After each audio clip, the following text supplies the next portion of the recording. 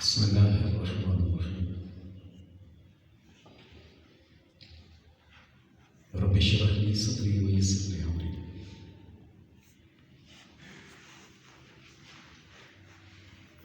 واحلل عقدۃ من لسانی یفقهوا قولی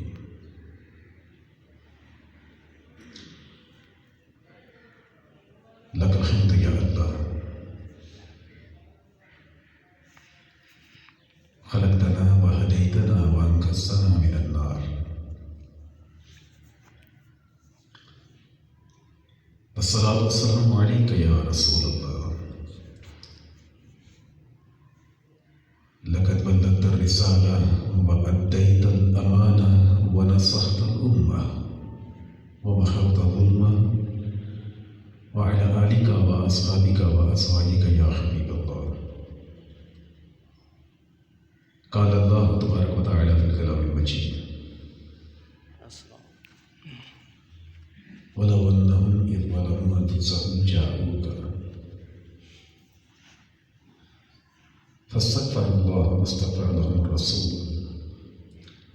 لوجدوا الله توابا رحيما صدق الله العلي العظيم إن الله وملائكته يصلون على النبي يا أيها الذين آمنوا صلوا عليه وسلموا تسليما درود پاک پڑھیے صلوات و سلام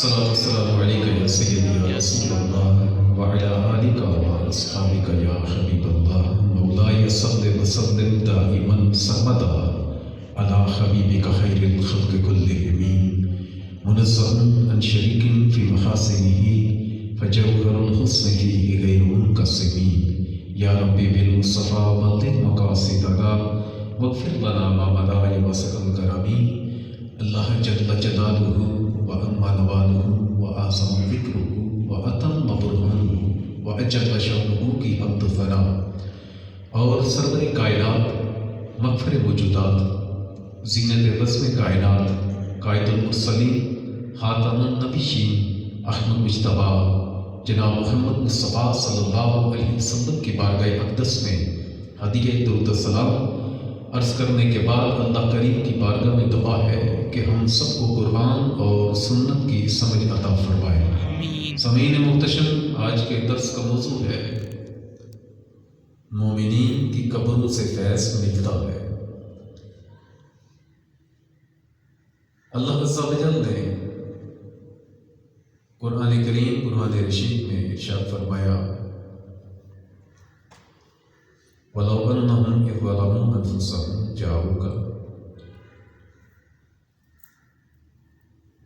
اگر یہ لوگ مومن اپنی جانوں پر ظلم کر بیٹھے تو محبوب آپ کی بارگاہ میں حاضر ہو جائے، بارگاہ میں حاضر ہو کر فاستغفر اللہ،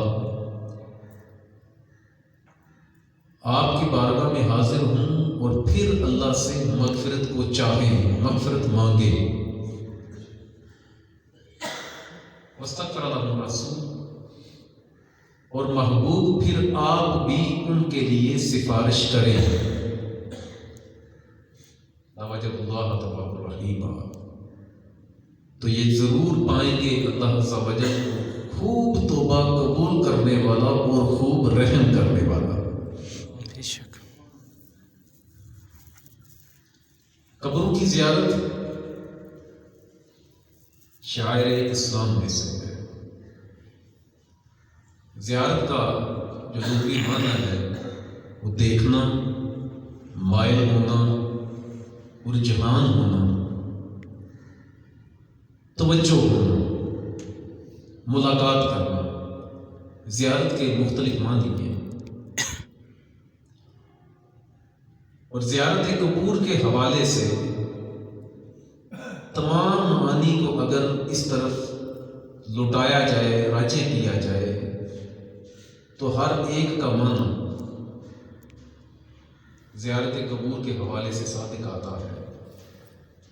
یعنی کوئی بندہ کسی مومن کی قبر کے پاس جاتا ہے تو اس کا جانا جو ہوتا ہے وہ رغبت کی وجہ سے ہوتا ہے۔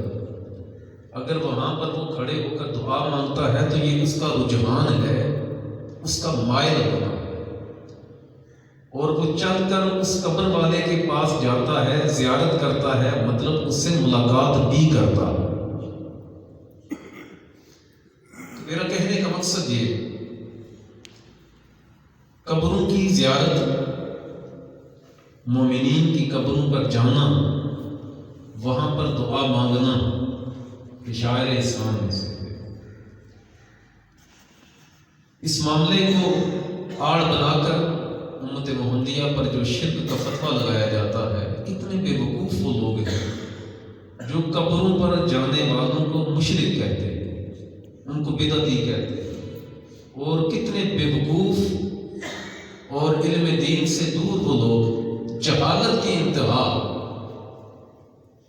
کہ قبر پر جانے کو، قبر پر دعا مانگنے کو شرک کہتے ہیں، حالانکہ اللہ عز و جل حی ہے، اللہ ہمیشہ سے زندہ ہے، ہمیشہ تک زندہ رہے۔ شرک تو تب ہوتا معاذ اللہ ثم معاذ اللہ کہ اللہ کی قبر ہوتی، اور اللہ کی معاذ اللہ ثم معاذ اللہ کہ اللہ کی قبر کو چھوڑ کر کسی اور کی قبر پر کوئی جاتا، تو شرک تو تب ہوتا۔ لیکن اس معاملے کو اتنا اچھالا گیا، اتنا اچھالا گیا کہ ہر قبر پر جانے والے کو مشرک، بدعتی، گمراہ، فاسق، جہنمی ہونے کا فتویٰ دے دیا گیا، اور یہاں تک کہا گیا کہ یہ جو قبریں ہیں یہ بت ہیں، اور ان پر حاضر ہونے والے، ان کی زیارت کرنے والے مشرک ہیں۔ حالانکہ سرکار دو عالم صلی اللہ علیہ وسلم نے ارشاد فرمایا، مجھے اپنی امت پر مشرک ہونے کا خوف نہیں ہے، میری امت کبھی بھی گمراہی پر جمع نہیں ہوگی اور نہ ہی اجتماعی طور پر مشرک ہوگی، اور امت کی ایک کثرت ہے، اکثریت ہے، کہنے کہ چند یہودیوں کے ایجنٹوں کے علاوہ باقی سارے کے سارے قبروں پر حاضری دینے کو سرکار کی سنت سمجھتے ہیں۔ اگلا معاملہ یہ ہے کہ کوئی بندہ قبر پر جاتا ہے، فاتح خوانی کرتا ہے، جو قبروں پر حاضری کو یا زیارت قبور کے حوالے سے سفر کو شرک کہتے ہیں، بدعت کہتے ہیں۔ وہ کہتے ہیں کہ قبروں پر جاؤ، ہم تو کچھ نہیں کہتے، لیکن قبروں پر کھڑے ہو کر دعا مانگنا یا صاحب قبر کے وسیلے سے دعا مانگنا یا اس قبر سے تبرک لینا، اس قبر سے فیض لینا، وہ کہتے ہیں کہ یہ عقیدہ رکھنا شرک ہے۔ وہ کہتے ہیں کہ یہ عقیدہ رکھنا کیا ہے؟ مقدمہ سمجھ آیا نا آپ لوگوں کو، کہ وہ کہتے ہیں کہ ہم وہاں پر فاتح خوانی کو، قبروں پر جانے کو شرک نہیں کہتے، بلکہ ہم کہتے ہیں کہ مزارات پر جانا، قبروں پر جانا، وہاں پر دعا کرنا، صاحب قبر کے وسیلے سے دعا کرنا یا صاحب قبر کی قبر سے تبرک لینا، وہ کہتے ہیں کہ یہ شرک ہے۔ وہ کہتے ہیں کہ یہ شرک ہے، حالانکہ سرکار دو عالم صلی اللہ علیہ وسلم کی احادیث مبارکہ، بلکہ قرآن کی ایک آیت کا مفہوم ہے کہ قبر والوں سے وہی لوگ مایوس ہوتے ہیں کہ جن کے دلوں میں کفر ہے۔ فیلحال اس میں حجرات کی آخری آیات میں سے کوئی آیت مبارکہ کا مفہوم ہے، آیت میرے ذہن میں ہے، لیکن قبر والوں سے، صالحین کی قبور سے اللہ عز و جل ایمان والوں کو اپنا فیض عطا فرماتا ہے۔ سرکار دو عالم صلی اللہ علیہ وسلم نے ارشاد فرمایا، نہیتکم عن زیارت القبور فزوروها۔ قبریں فیض دیتی ہیں، آقا نے ارشاد فرمایا میں تمہیں قبروں کی زیارت سے منع کرتا تھا، قبروں پر جانے سے منع کرتا تھا، قبروں کے مردوں سے ملاقات کو منع کرتا تھا، قبروں کی طرف رجحان کو منع کرتا تھا، قبروں کی طرف مائل ہونے سے منع کرتا تھا، وہاں پر جانے سے روکتا تھا۔ فزوروها، اب کیا کیا کرو؟ قبروں کی زیارت کیا کرو، اب قبروں کی زیارت کیا کرو۔ اسی روایت کا اگلا مفہوم یہ ہے، اگلے کلمات کا، کہ قبروں کی زیارت کیا کرو کہ یہ آخرت کی یاد تازہ کرتے ہیں. یعنی مطلب کہ جو قبر کو دیکھتا ہے، قبر کی زیارت کرتا ہے، قبر پر حاضری دیتا ہے، گویا کہ اس کی قبر سے، مومن کی قبر سے اس بندے کو پہلا فیض یہ ملتا ہے کہ اسے وہیں کھڑے اللہ یاد آ جاتا ہے. وہیں کھڑے اس کے اندر برائی کا جذبہ ختم ہوتا ہے اور نیکی کی طرف رجحان پیدا ہوتا ہے.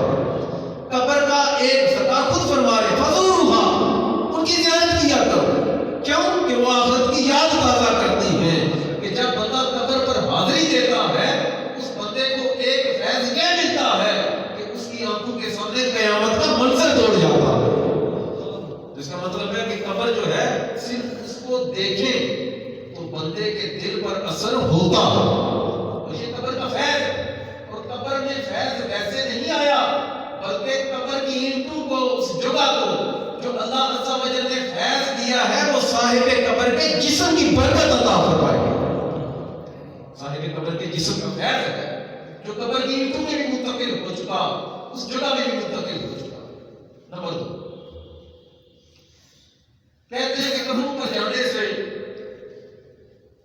قبروں کا فیض، وہ تو صاحب قبر مر کر مٹی ہو گیا، وہ تو مٹی میں مل گیا. یہ تو اینٹوں کا ڈھیر، مٹی کا ڈھیر، یہ کیا دے گا؟ آقا نے ارشاد فرمایا انما القبر روضۃ من ریاض الجنہ. لوگوں، قبر جو ہے یہ جنت کے باغوں میں سے ایک باغ ہے. اور حفرۃ من حفر النار، یا جہنم کے گھڑوں میں سے ایک گھڑا. ہم جاتے ہیں میاں صاحب کے مزار پر، پیر شہبازی کے مزار پر، داتا علی حجویری کے مزار پر، یا پھر پیر علاؤالدین صدیقی کے مزار پر. ہمارے دل میں یہ ہوتا ہے کہ یہ اللہ کے بندے، اللہ کے ولی، ان کو موت آتی ہے ختم کرنے کے لیے نہیں، بلکہ ان کے پاس جو موت آتی ہے ان کو نئی زندگی دینے کے لیے آتی ہے. کیوں کہ یہ مرتے نہیں، مٹی میں نہیں ملتے، ختم نہیں ہو جاتے، بلکہ موت ان کے لیے خوشبودار پھول ہوتی. اور اسی طرح اللہ تعالیٰ رحمۃ اللہ نے اشارہ کیا موت جسر یوسف الحبیب الی الحبیب. لوگوں، موت کوئی ہر ایک کے لیے ایک جیسی نہیں. اللہ والوں کے لیے موت ایک خوشی کا پیغام ہے جو بندے کو رب سے ملا دیتی ہے. تو جب ہم کسی مومن کی قبر پر جاتے ہیں تو ہمارا عقیدہ ہوتا ہے کہ یہ مومن ہے، یہ اللہ والا ہے، یہ جنتی ہے. اور آقا نے ارشاد فرمایا کہ مومن کی قبر روضۃ من ریاض الجنہ، کہ جنت کے باغوں میں سے ایک باغ. اندھوں کو وہ اینٹوں کا ڈھیر نظر آتا ہے، اللہ کے بندوں کو جن کے سینوں میں ایمان اور قبروں کی حرمت ہے ان کو وہ قبر مٹی کا ڈھیر نظر نہیں آتی بلکہ جنت کے باغوں میں سے ایک باغ نظر آتا ہے. اس کا مطلب ہے جب ہم قبروں پر جاتے ہیں تو اللہ عز و جل کی جنت کے کسی ٹکڑے کی زیارت کے لیے ہم جاتے ہیں، کیونکہ ہمارا ایمان ہے کہ صاحب قبر ہے وہ نیک، اور نیک بندے کا ٹھکانہ جہنم نہیں ہو سکتا بلکہ اللہ عز و جل اس کو جنت ہی عطا فرماتا ہے. اس کو میں بتا رہا ہوں کہ احادیث بھی بتا رہا ہوں کہ جو بندہ قبر پر جاتا ہے اس کو قبر فیض دیتی ہے. ظاہری فیض بھی اللہ عطا کرتا ہے قبر کے صدقے، صاحب مزار کے صدقے، اس ولی کے صدقے، اس مومن کے صدقے، اور اللہ عز و جل باطنی فیض بھی عطا فرماتا ہے. باطنی فیض بھی عطا فرماتا ہے. نمبر 3 سرکار دو عالم صلی اللہ علیہ وسلم نے ارشاد فرمایا کہ جو شخص والدین کی قبر کی زیارت کرے گا اللہ عز و جل اس کی مغفرت فرما دے گا. سبحان اللہ. اس سے بڑا فیض تو کیا ہو سکتا ہے؟ یہاں ہم حدیث سنتے ہیں لوگ سے تو کیا قبر فیض نہیں دیتی؟ جس کے گھر موجود ہے وہ ان کو دیکھ لے تو اللہ عز و جل حج مقبول کا ثواب دے. اور جن کے چلے گئے اب وہ کیا کریں؟ اگر تو وہ بھر کر مٹی ہو گئے، اگرچہ وہ بظاہر اللہ کے ولی نہیں تھے لیکن سینے میں ایمان کا نور تھا، تو ان کی قبر میں تاثیر کیا، ان کی قبر میں فیض کیا کہ گناہگار سے گناہگار بندہ بھی حالت ایمان میں اللہ عز و جل کو راضی کرنے کے لیے اس کے حبیب کی سنت پر عمل کرتے ہوئے یا حدیث پر عمل کرتے ہوئے والدین کی قبروں کی زیارت کر لے رب کی رضا کے لیے، تو قبر کا فیض اللہ اس کی مغفرت فرما دیتا ہے، سبحان اللہ، گناہ دور ہو جاتے ہیں۔ بدکار تھا تو نیک ہو گیا، دتکارا ہوا تھا تو مقبول ہو گیا، دتکارا ہوا تھا تو مقبول ہو گیا۔ تو میں کہنا یہ چاہتا ہوں کہ قبروں سے کیا ہوتا ہے کہ فیض ہے، یہ قبر کی زیارت کرے بندہ والدین کی جو مغفرت ہوتی ہے، یہ قبر کا فیض نہیں تو کیا ہے؟ وہ بندہ گھر سے بھی دعا کر سکتا ہے نا، لیکن سرکار نے فرمایا زندگی تو اپنی جگہ رہی، وفات کے جب بعد جو والدین کی قبر کی زیارت کرے گا اللہ فیض کیا دے گا، اللہ کو اتنا پسند آئے گا کہ اللہ عز و جل اس قبر والے کا فیض اس اولاد کو یہ دے گا کہ والدین کی قبر کا صدقہ اللہ اس بندے کے گناہ معاف فرما دے گا۔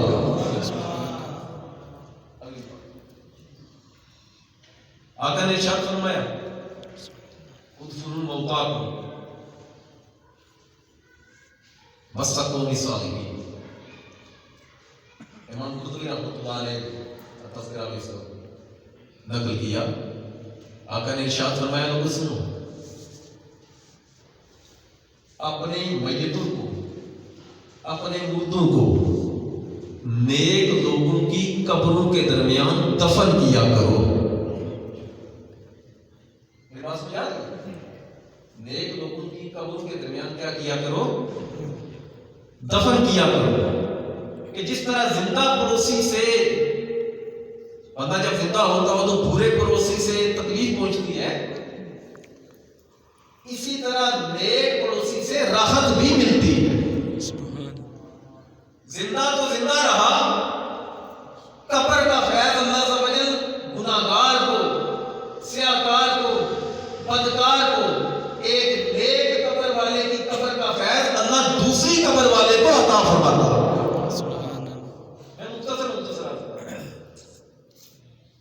اس کا مطلب ہے کہ قبر سے فیض ملتا ہے، یہ میں بتا رہا ہوں کہ قبر سے میں اپنی دعا مانگنے کا معاملہ بعد میں ہے۔ مسلم شریف میں ہے، آپ نے ایک روایت کئی مرتبہ سنی ہوگی کہ ملک الموت حضرت اسرائیل علیہ السلام حضرت موسیٰ علیہ السلام کی بارگاہ میں حاضر ہوئے، تو موسیٰ علیہ السلام کی بارگاہ میں حاضر ہو کر عرض کی کہ آپ کی وفات کا وقت قریب ہے۔ تو موسیٰ علیہ السلام نے تھپڑ مارا، یہ سنی نا روایت، تو ان کی آنکھ نکل گئی، اللہ کی بارگاہ میں مسلم شریف میں یہ موجود ہے، ان کی آنکھ نکل گئی، تو سرکار دو عالم صلی اللہ علیہ وسلم بارگاہ میں حضرت موسیٰ علیہ السلام کی بارگاہ سے حضرت اللہ عز و جل کی بارگاہ میں حضرت اسرائیل پہنچے اور عرض کی اللہ تو نے مجھے ایک ایسے بندے کے پاس بھیجا ہے جو موت کو پسند ہی نہیں کرتا۔ موسیٰ علیہ السلام نے مجھے تھپڑ مارے اور میری آنکھ نکال دی، تو اللہ نے ارشاد فرمایا اسرائیل جاؤ موسیٰ کے پاس، موسیٰ سے جا کر کہو ایک بیل لے، بیل داند وہ لے، اس کی پیٹھ پر ہاتھ پھیرے، جتنے بال اس کے ہاتھ کے نیچے آئیں گے میں موسیٰ کی عمر کے اتنے سال بڑھا دوں گا۔ اسرائیل علیہ السلام کی بارگاہ میں حاضر ہوئے، عرض کی اللہ نے یہ ارشاد فرمایا کہ یہ کام کریں، بیل کی پیٹھ پر ہاتھ پھیریں، جتنے بال آپ کی ہاتھ کے نیچے آئیں گے میں اتنے سال آپ کی عمر کے بڑھا دوں گا۔ اسرائیل علیہ السلام نے جب یہ بات کہی نا تو حضرت موسیٰ علیہ السلام نے ارشاد فرمایا، کہا اسرائیل ثم ماذا؟ اسرائیل اتنے سال جی کر پھر کیا ہوگا؟ کہا ہے اللہ کے نبی ثم الموت، پھر مرنا ہے۔ پھر موسیٰ علیہ السلام نے وہاں پر اللہ عز و جل کے فسأل اللہ موسیٰ، کہ موسیٰ علیہ السلام نے وہاں اللہ سے ایک سوال کیا،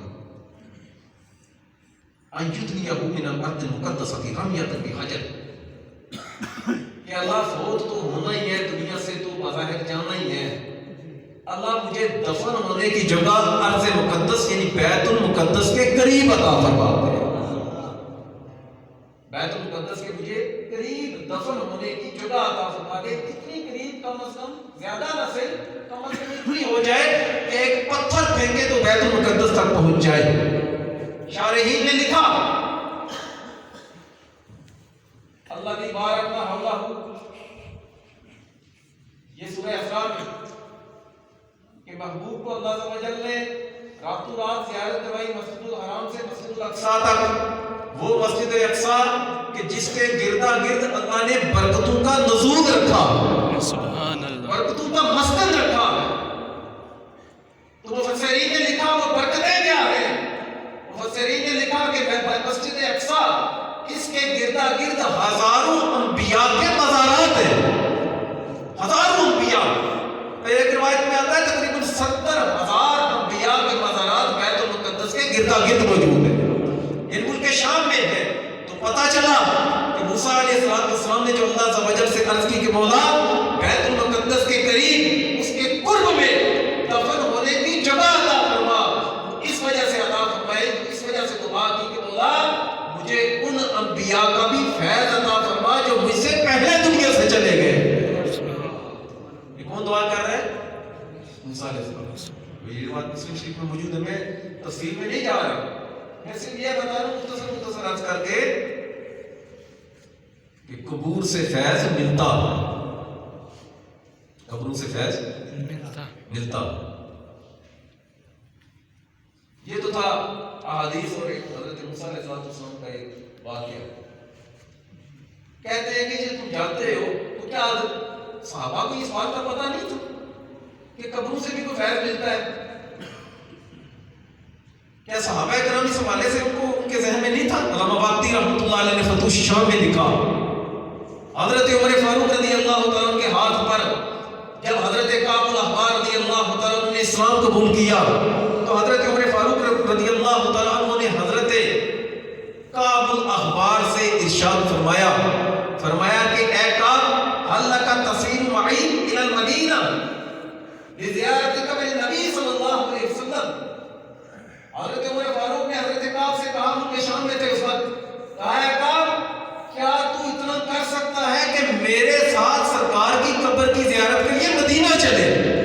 سننا، یہ جو کہتے ہیں نا کہ قبروں کی طرف سفر کر کے جانا شرک ہے، یہ ان کے منہ پر جوتا مارے حضرت عمر فاروق رضی اللہ عنہ۔ خود جی نہیں آ رہے، ذہن میں یہ آ سکتا تھا کہ خود نے تو مدینہ ہی آنا تھا، بلکہ حضرت سیدنا کعب الاحبار کو بھی کہتے ہیں کعب میں تو جا رہا ہوں تو بھی میرے ساتھ چل، سفر کر کے مدینہ آ رہے، جانا کیوں ہے؟ جانا کیوں؟ وجہ کیا تم میرے ساتھ مدینہ چل سکتا ہے سرکار کی قبر کی زیارت کے لیے؟ تو حضرت کعب سے اگلی بات حضرت عمر نے ارشاد فرمائی، وَتَتَمَتَّعُ بِزِيَارَتِهِ، میں تجھے قبر کی زیارت کے لیے اس لے کر جانا چاہتا ہوں تاکہ تجھے بھی اللہ عز و جل سرکار کے روضہ انور سے فیض عطا فرمائے۔ سبحان اللہ، سبحان اللہ، کون کہہ رہا ہے؟ حضرت عمر فاروق۔ سرکار نے ارشاد فرمایا کہ حق عمر کی زبان سے جاری ہوتا ہے، اور میرا عمر ایسا ہے، اللہ عز و جل نے میرے بعد اگر کسی نبی کو بھیجنا ہوتا تو نبوت کا چراغ اللہ میرے عمر کو عطا فرماتا۔ سبحان اللہ، سبحان۔ یہ حضرت عمر فاروق کہتے ہیں کہ یہ قبر سے فیض ہے، یہ جو کہتے ہیں نا سرکار کے روزے کی زیارت کرنا شرک ہے، یہ ان کے منہ پر جوتا ہے۔ آقا نے ارشاد فرمایا من زار قبری، جس نے میری قبر کی زیارت کی، جس نے میرے مزار کی زیارت کی، وجبت لہ شفاعتی، اسے فیض کیا ملے گا؟ اسے فیض اللہ یہ عطا فرمائے گا کہ قیامت کے دن اللہ اس بندے کو میری شفاعت کا پروانہ عطا فرمائے گا۔ یہ قبر کا فیض نہیں ہے تو کیا ہے نا؟ اگلی بات حضرت عائشہ صدیقہ رضی اللہ تعالیٰ، لوگ کہتے ہیں کہ کبھی مزارات پر جاتے ہو تو دعائیں مانگتے ہو، اللہ بیٹا دے، شفا دے، فلاں کر، قبر کیا دے سکتی ہے؟ وہ تمہارے کر مٹی ہوں گے، وہ کیا دعا مانگیں گے؟ اور تم قبر والے سے بھی کہتے ہو قبر والے تو جو ہے وہ بارش دے، تو بیٹے دے، تو شفا دے، تو یہ کر، تو وہ کر۔ ہمارا عقیدہ ہے حقیقی دینے والی وہ اللہ کی ذات ہے، لیکن یہ اللہ والے ایسے ہیں کہ قبروں میں بیٹھ کر بھی رب کی بارگاہ سے فیض لے کر دیتے ہیں۔ بے شک۔ کیا سرکار دو عالم صلی اللہ اپنی امت کی مقصد کے لیے دعا نہیں کرتے تھے؟ وہ کرتے تھے نا، کرتے تھے۔ سرکار نے حضرت عمر فاروق حضرت علی سے کیوں کہا کہ جا کر ویسے کرنے کو میرا جبا دینا اور اس سے میری امت کی مقصد کے لیے دعا کروانا؟ کیا نکتہ ہے؟ اصل نکتہ نقطہ یہ ہے کہ اللہ کے حبیب علیہ الصلوۃ والسلام حضرت ویسے کرنی جو اللہ کے ولی تھے، ایک ولی کی اہمیت کو بتانے کے لیے ان سے امت کی مغفرت کے لیے دعا اس لیے کروائی کہ اللہ عز و جل نے میری امت کے اولیاء کو بھی اللہ نے یہ شرف عطا کیا ہے کہ جو اللہ سے مانگتے ہیں اللہ نے عطا فرماتا ہے۔ سبحان اللہ۔ ویسے کرنی کی عزت افزائی کے لیے سرکار نے یہ کام کیا تھا، ورنہ سرکار کو دعا نہیں کرتے، سرکار کو کی دعا کرتے۔ تو سیدہ عائشہ صدیقہ رضی اللہ تعالیٰ آپ کا معمول تھا، آپ کہتی ہیں کہ جب سرکار دو عالم وسلم وہاں پر قبر مبارک بنی انہیں جایا کرتی تھی، پردہ نہیں کرتی تھی، چادر نہیں رکھتی تھی۔ پھر میرے والد صاحب کے وہاں پر دفن ہوئے پھر بھی میں جاتی تھی، لیکن جب حضرت عمر فاروق وہاں پر دفن ہوئے تو پھر میں جب جاتی تھی تو پورا پردہ کر کے جاتی تھی، پورا۔ اس کا مطلب ہے سیدہ عائشہ کو پتا تھا کہ جو یہاں پر لیٹے ہوئے ہیں وہ مجھے دیکھ رہے ہیں۔ حضرت عمر فاروق چونکہ نامحرم تھے بظاہر شرعی لحاظ سے، حالانکہ سیدہ عائشہ صدیقہ رضی اللہ تعالیٰ عنہ سمیت تمام امہات المومنین، سرکار کی تمام ازواج مومنوں کی مائیں، اس کے باوجود سجدہ پردہ کرتی تھی امت کی عورتوں کو بتانے کے لیے۔ یعنی جو قبر والے ہوتے ہیں پردہ اسی لیے کیا نا کہ وہ دیکھ رہے، یعنی جو اللہ والے ہوتے ہیں وہ قبر میں بھی زندہ ہوتے ہیں۔ آپ کے دور میں ایک قحط پڑا دارمی میں، سنن دارمی میں آپ کے دور میں قحط پڑا، اور اتنا پڑا کہ لوگوں کے کہتے ہیں کلیجے حلق تک آ گئے۔ لوگ آئے سیدہ عائشہ صدیقہ رضی اللہ تعالیٰ کے پاس، کہا اماں قحط پڑا ہے، بارش نہیں ہو رہی، کیا کریں؟ اماں عائشہ نے کیا کہا؟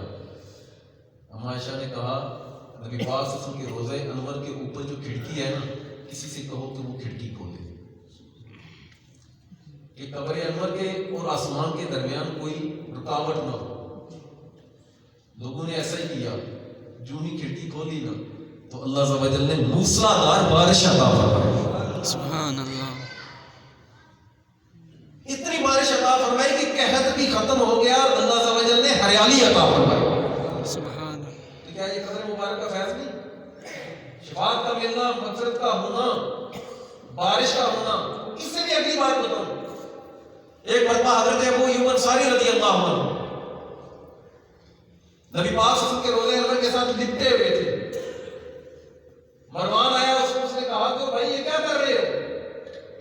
تو جب آپ نے قبر انور کے ساتھ لپٹے ہوئے تھے، جب آپ نے پیچھے مڑ کر دیکھا مروان کھڑا ہے، تو آپ نے کہا مجھے چھوڑ دے، میں نے کسی پتھر کو جھپا نہیں مارا ہوا، یہ سرکار کی قبر انور ہے۔ سبحان اللہ۔ اور میں اللہ کا یہ فرمان پڑھ کر آیا ہوں، میں ویسے نہیں آیا۔ قرآن نے کہا ہے کہ جب بھی تم اپنی جانوں پر ظلم کر بیٹھو، اس نبی کے پاس آ جاؤ، اللہ تم پر کرم فرما دے۔ سبحان اللہ۔ تو کیا آپ کو ایک ساری کو نہیں پتا تھا کہ قبر کے ساتھ لپٹ کر کیا کرنا ہے؟ گھر بیٹھ کر مغفرت کی دعا کر لیتے۔ میری بات سمجھا نہیں کیا کہہ رہا ہوں؟ اس کا مطلب ہے کہ اللہ عز و جل صاحب قبر کی برکت سے مزید کرم فرماتا ہے۔ سبحان اللہ۔ اس کی مرضی ہے، اس کو اچھا لگتا ہے کہ اس کے بندوں کے پاس نہیں آئے۔ حضرت عبداللہ ابن عمر رضی اللہ عنہ، حضرت نافع کہتے ہیں، حضرت نافع رضی اللہ عنہ، آپ کہتے ہیں کہ حضرت عبداللہ ابن عمر کا یہ طریقہ کار تھا، حضرت عبداللہ ابن عمر کا یہ طریقہ کار تھا، آپ جب بھی کسی سفر پر جاتے تو جب واپس آتے تو سب سے پہلے سرکار دو عالم صلی اللہ علیہ وسلم کی قبر مبارک پر حاضری دیا کرتے تھے۔ اور صرف حاضری نہیں دیتے تھے، حضرت عمر فاروق رضی اللہ عنہ کا بھی یہ عمل تھا، اور حضرت عبداللہ ابن عمر جو آپ کے بیٹے تھے ان کا بھی یہ عمل تھا کہ جب بھی قبر مبارک پر حاضری دیتے، سرکار دو عالم صلی اللہ علیہ وسلم کے روضہ انور پر حاضری دیتے، دعا بھی کرتے تھے، سلام بھی عرض کرتے تھے، اور ساتھ 2 رکعت نوافل بھی ادا کیا کرتے تھے۔ یہ جو آج کہتے ہیں نا مزاروں پر جا کے اس طرح دعائیں کرتے ہو تو یہ شرک ہے، تم یہ نفل پڑھتے ہو تو اس سے کیا ہوتا ہے؟ اس سے کیا ہوتا ہے کہ عبداللہ ابن عمر سے پوچھے اور حضرت عمر فاروق سے پوچھے، کچھ ہوتا ہے، کچھ ملتا ہے تو انہوں نے یہ کام کیا نا۔ اگلی بات، میں انتہائی مختصر عرض کروں. حضرت نافع کہتے ہیں کہ میں نے یہ حضرت عبداللہ ابن عمر کا یہ طریقہ کہتے ہیں کم از کم 100 مرتبہ تو ان کو حاضری دیتے ہوئے میں نے اپنی آنکھوں سے دیکھا ہے. 100 مرتبہ کم از کم حاضری دیتے ہوئے میں نے اپنی آنکھوں سے دیکھا ہے. کیا کہتے ہیں مجھے نہیں پتا تھا کہ قبر پر جو ہے فیض نہیں ملتا. مدینہ کے فقہاء اور اجل قسم کے محدثین میں حضرت عبداللہ ابن عمر کا شمار ہے. کیا انہیں نہیں پتا تھا کہ قبور سے اللہ سمجھے کچھ عطا کرتا ہے یا نہیں کرتا؟ اصل مسئلہ یہ ہے کہ جو لوگ اس طرح کی باتیں کرتے ہیں، مثلا صحابہ کی شان میں یا اہل بیت کی شان میں گستاخی کرتے ہیں، ان کے ذہن میں ہوتا ہے کہ جیسے ہمارے کرتوت کالے ہیں معاذ اللہ ان کے بھی ایسے ہی ہوں. وہ اپنی طرح کا سمجھتے ہیں، حالانکہ وہ آنکھ بند کریں تو دل کی آنکھوں سے رب کا زیارت کر وہ قبر کے اندر کے معاملات نہیں جانتے تھے، لیکن اللہ عز و جل نے ان کو بڑا رازدار دل عطا کیا. یہ تو تھا احادیث کا صحابہ کرام کو طرز عمل. کہتے ہیں کہ صوفیوں کی بات نہیں، محدثین کی. محدثین بڑے بڑے اجل قسم کے، انہوں نے کبھی یہ کام نہیں کیا. سنیے گا،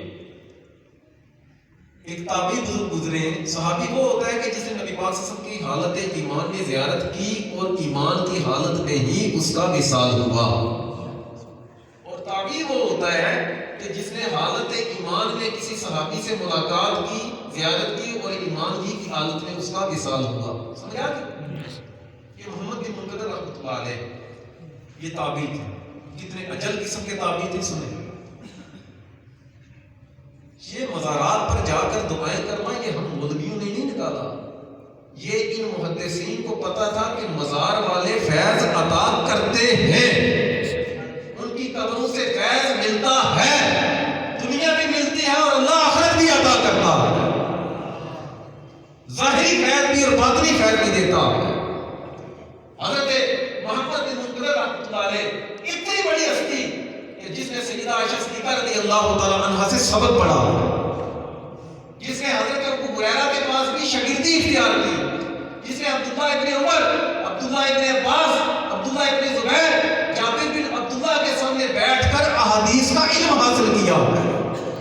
اتنا بڑا تابعی اور اتنا بڑا تابعی، اتنا بڑا کہ امام مالک رحمۃ اللہ علیہ بھی ان کے شاگرد ہیں. امام مالک پتہ ہے کون ہے؟ شاگرد ان کے امام محمد بن منکدر کے شاگرد ہیں امام مالک. امام مالک وہ جو کہتے ہیں کوئی رات ایسی نہیں جاتی جس رات میں مجھے سرکار کی زیارت نہ ہو. سبحان اللہ. وہ امام مالک عالم مدینہ.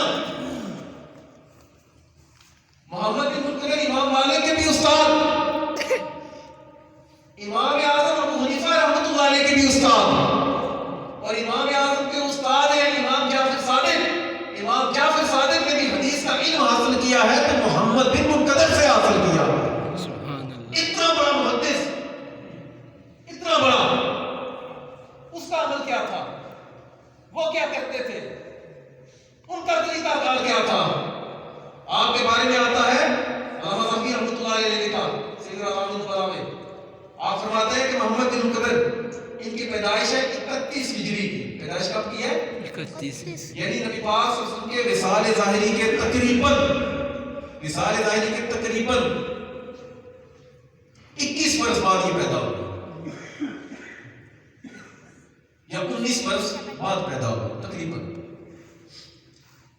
محمد بن منکدر رحمۃ اللہ علیہ آپ کی عادت تھی کہ آپ ہر وقت کوشش کرتے تھے کہ مسجد نبوی شریف میں بیٹھے رہتے تھے. آپ رحمۃ اللہ علیہ کو بہت سے لوگوں نے دیکھا کہ آپ اچانک اٹھتے اور مسجد نبوی شریف کی ایک جگہ تھی وہاں پر جاتے اور اس جگہ کو چومتے، سینہ لگاتے، پیٹھ لگاتے، ہاتھ لگاتے، اس پر لوٹ پوٹ ہوتے. ہماری زبان میں کہتے ہیں بلیدنا. اور کسی نے پوچھا حضرت کی یہ کیا کرتے ہو؟ اچانک اٹھتے ہو یہاں پر آ کر جو یہ کام شروع کر دیتے ہو، دیکھنے والے کیا کہیں گے؟ آپ فرماتے چپ کرو، اس جگہ پر میں نے سرکار دو عالم صلی کو تشریف فرما دیکھا. اس جگہ پر یہ پیدائش ان کی ہے سرکار دو عالم صلی کی وصال ظاہری کے کئی برس بعد. لیکن کہتے ہیں کہ اس جگہ پر میں نے سرکار دو عالم صلی کو بیٹھے ہوئے دیکھا ہے، اس لیے یہاں پر ملتا ہوں، اپنے سرکار کے قدم لگے ہیں، اللہ وہاں سے مجھے فیض عطا فرما۔ بے شک سبحان اللہ۔ اب رہی قبر مبارک کی بات، ان کو ایک مرض تھا، یاد رکھیے گا یہ سیدہ عائشہ کے بھی شاگرد ہیں، حضرت ابو ہریرہ کے بھی شاگرد ہیں، عبداللہ ابن عباس رئیس المفسرین کے بھی شاگرد ہیں، عبداللہ ابن زبیر جابر بن عبداللہ کے بھی شاگرد ہیں، اور امام اعظم کے استاد، امام مالک کے استاد، امام جعفر صادق رضی اللہ عنہ کے استاد، ان کے بارے میں آتا ہے کہ ان کو ایک سواد سے مراد ہے کہ بندے کو چپ لگ جاتا ہے، ان کو اچانک چپ لگ جاتے ہیں، ان کی زبان نہیں چلتی تھی، ان کی زبان نہیں چلتی تھی، تو یہ کیا کرتے؟ اس وقت جب یہ معاملہ ہوتا ہے تو یہ کرتے کہ اٹھتے اپنی جگہ سے، کیا تھا وہ خطہ علی قبر نبی صلی اللہ علیہ وسلم، وہ اپنے گال کو، اپنے منہ کو سرکار کی قبر انور کے ساتھ لگایا کرتے ہیں، تھوڑی دیر قبر مبارک کے ساتھ اپنے گال کو لگاتے، اپنے رخسار کو لگاتے، اپنے لبوں کو لگاتے، اللہ عز و جل فوراً انہیں فیض عطا فرماتا، بیماری سے اللہ شفا عطا فرما دیتا۔ اگلی بات سنو، ان سے پوچھا گیا حضرت جی یہ کیا کرتے؟ اب ان کو کون سمجھائے کہ یہ شرک ہے یا بدعت ہے؟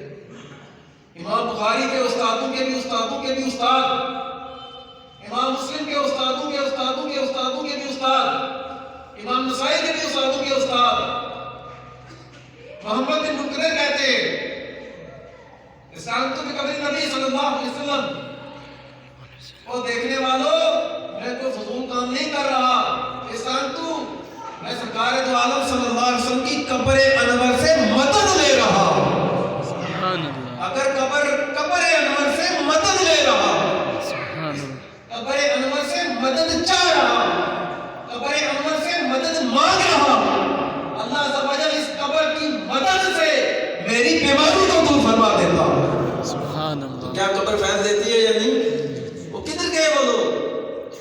ان کو کون بتائے کہ امام بخاری کے استادوں کا بھی استاد یہ کام کرتا تھا، اس کا بھی عقیدہ تھا کہ نیکوں کی قبروں کا فیض اللہ عز و جل عطا فرماتا ہے۔ بے شک سبحان،